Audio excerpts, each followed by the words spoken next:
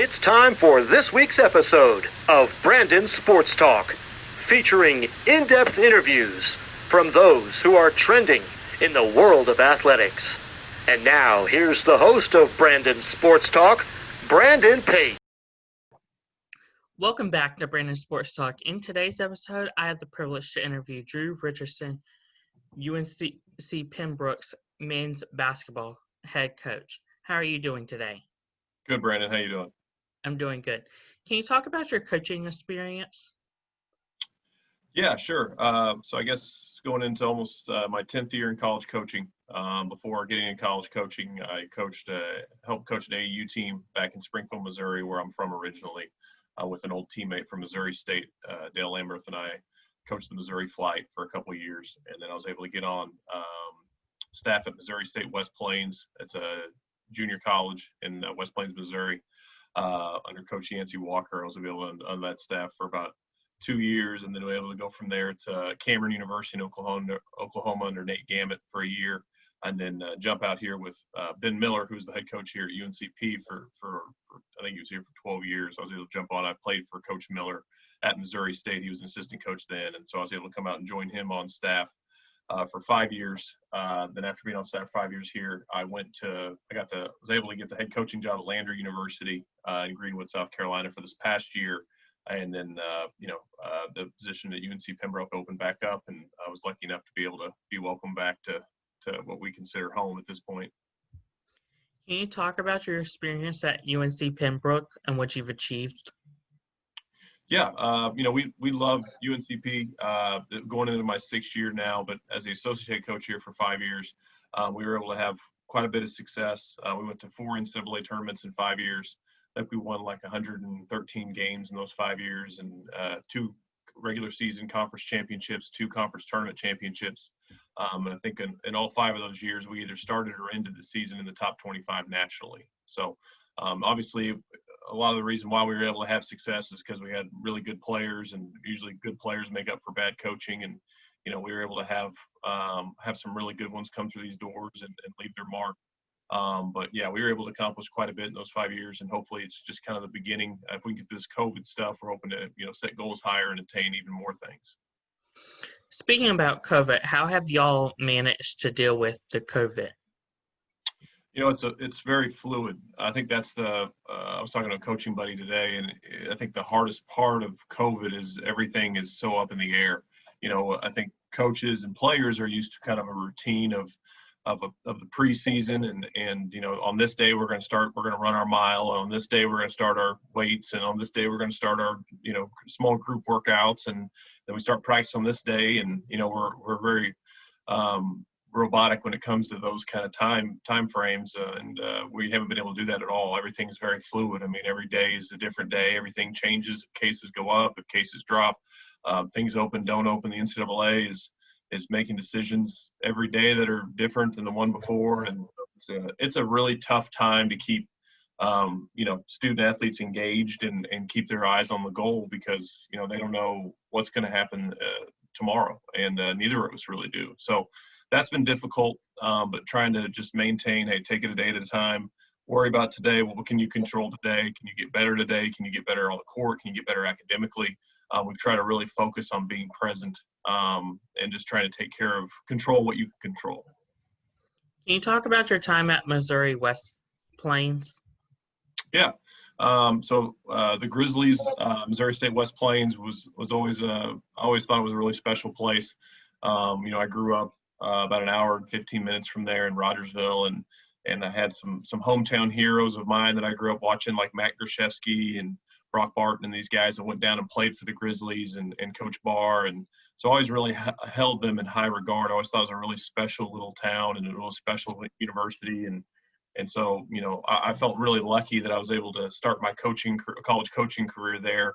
We were able to have a lot of success. Coach Yancey Walker was there for a while, and he was able to, be number 1 in the nation at one point before I got there. And Coach Chad Van Riesen was on staff there, who's now the head coach at Iowa Western. And so we were able to average 21 wins a year, and I think we won the regular season championship our second year there. And And I learned so much. I mean, people ask about getting into coaching. I always tell them to go junior college, because junior college, you're literally everything. You're a recruiter, you're a coach, you're a psychiatrist, you're a academic supervisor, you're everything. So, but yeah, I had a ton of fun. I love that community down there. Some great people down there, and I really enjoyed spending a couple of years down there in that town. Can you talk about your playing career at Missouri State? Yeah, I played at Missouri State for all 4 years. I was able to start my second year, and then on out, we were able to have a lot of success. We never got to make the big tournament. We were actually still to this day the highest team RPI wise. We're still the highest team to not get a bid to the NCAA tournament at 21. We're always notorious every time March Madness comes around. We got to show up on the graphic, but yeah, we were able to. I think we averaged like 20, 21 wins a year. We went to 3 NITs. I was very proud of what we were able to do, and a lot of those guys that I got to play with were guys from the local community there within an hour of campus, and guys that I still consider brothers to this day. Guys like Blake Ahern is the assistant coach with the Memphis Grizzlies now. I mean, guys like Anthony Shavies, guys like Sky Frazier. I mean, these guys that that you grew up playing with, and guys that you really worked with, and every day you saw them in and out, blood, sweat, and tears kind of deal, and it really formed a brotherhood. So I love Missouri State. The fans are crazy, and they love some basketball in Southwest Missouri. And after growing up watching Bears games, I always felt like it was kind of my honor to be able to go back and play for that university. You always were a fan growing up, watching and seeing guys like Danny Moore and William Fauntleroy and the things they did, and then being able to go in and have some type of positive contribution to that university was always something special to me. Can you talk about your playing career as a professional player? Yeah, I was lucky enough to sign a professional contract to go play in Germany. I was playing for the Erdgasingen Steeples in second Bundesliga. I was able to. I really had fun over there. I think out of all the places that, there's some that are a little harder for Americans to adhere to, that maybe don't speak English as well, or that don't have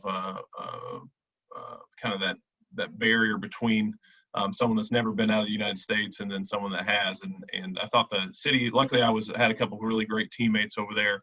Mike Oplin was the guy that was on team with over there, and he spoke fluent German. And I think the only time I'd heard German before I got over to Germany was in like Indiana Jones movies. So I didn't really know much about the culture or how they operated, but being able to go over there and play some really, really good players from all walks of life, guys that played high majors, some guys that played Division III, that were all it really taught me that divisions don't matter. It's how good.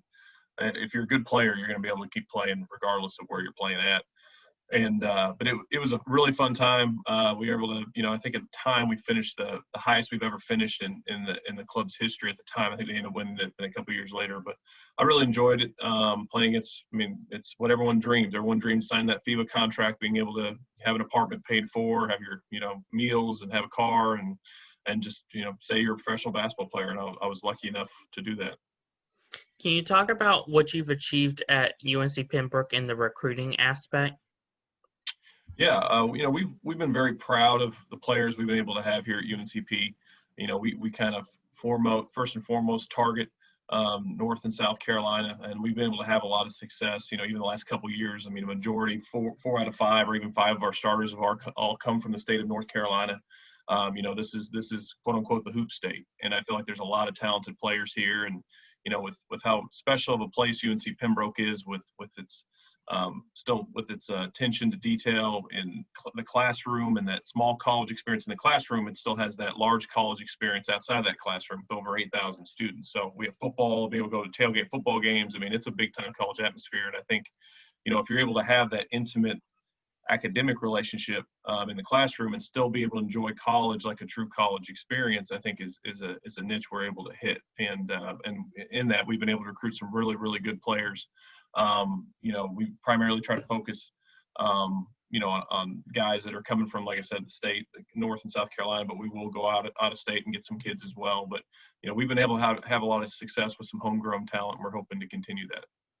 Can you talk about on the official visit what that is like on a typical day?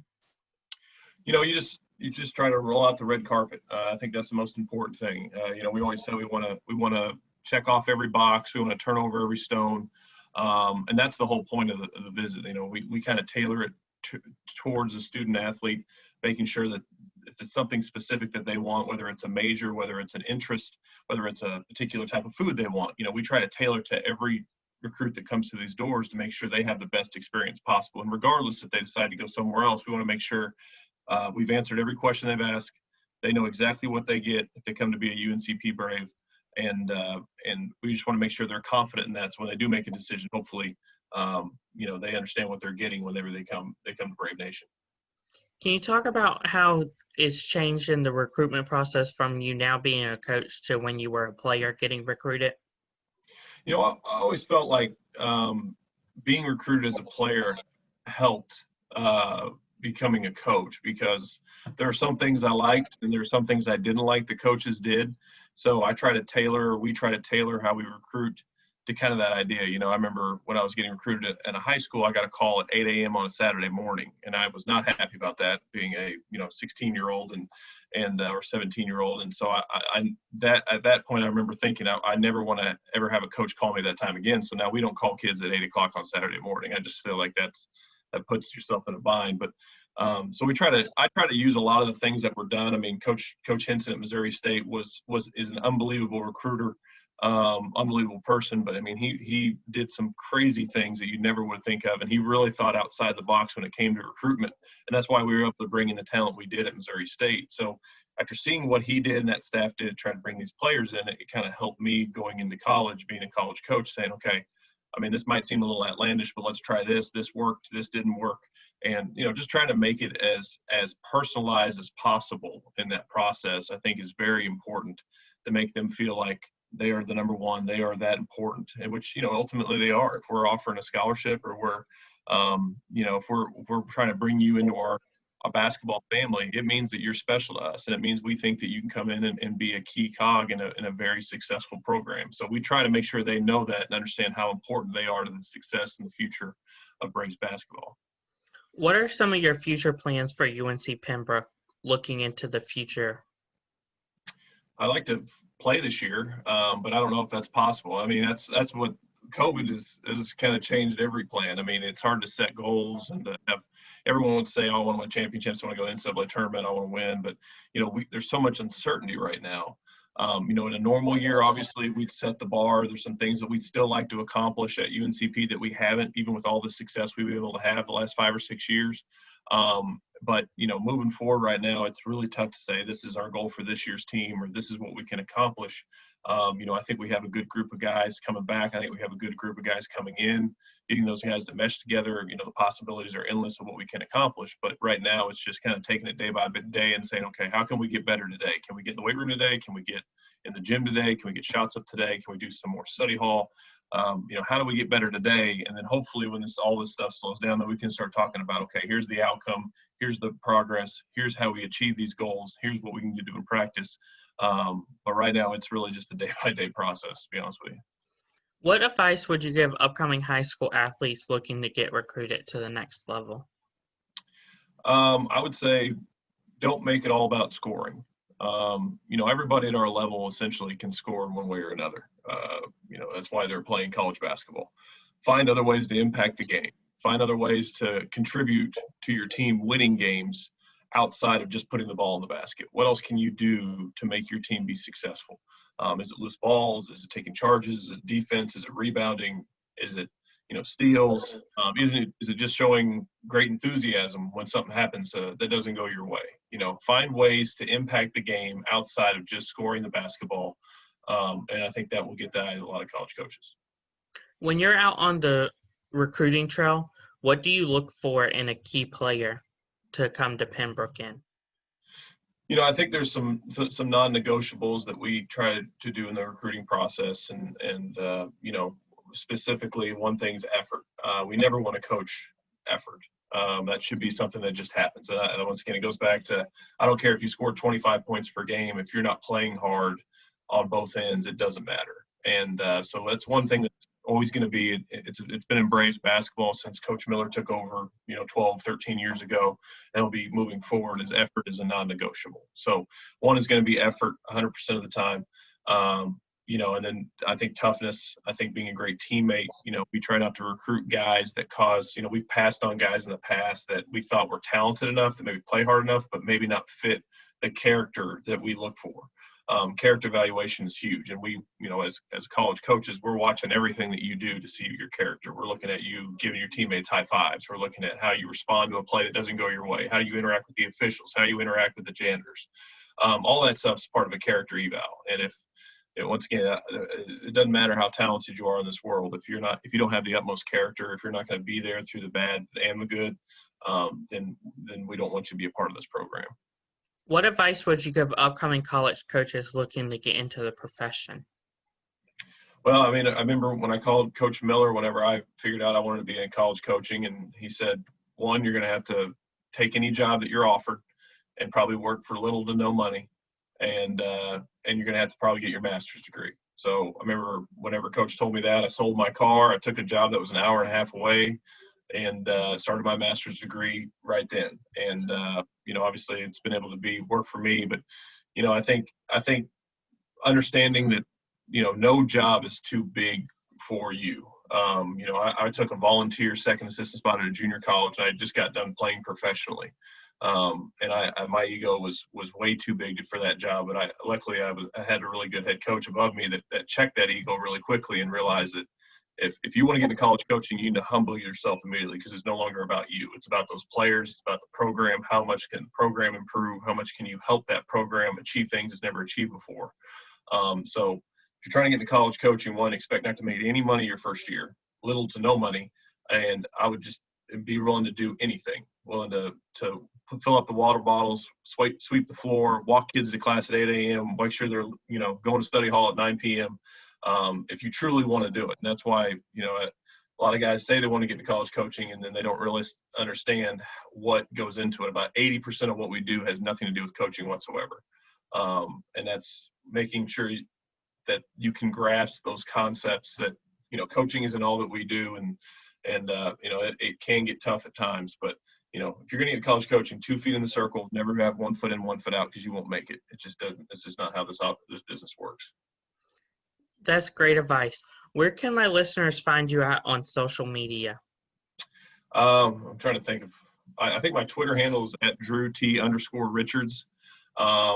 And that's really the primary one I use for UNCP basketball and getting out there and make sure we're communicating and having a social media presence. So, and then we have our men's basketball page. I think it's UNCP MBB. But yeah, just if you search UNCP men's basketball or Drew Richards UNCP, we'll be able to pop up. Thank you again, Coach Drew Richardson, for your interview, and best of luck at UNC Pembroke. Okay, thanks, Brandon. You can find Brandon Sports Talk on Facebook at Brandon Sports Talk, Instagram at Brandon Sports Talk, Twitter at @talk_Brandon, and you can find me on YouTube at Brandon Sports Talk. Don't forget to like, comment, and subscribe. Thank you again, Coach, for your interview, and best of luck. Thank you.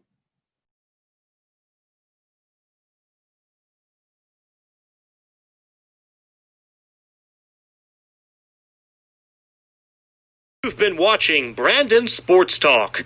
Please feel free to like, share, and subscribe to Brandon Sports Talk on social media and on YouTube.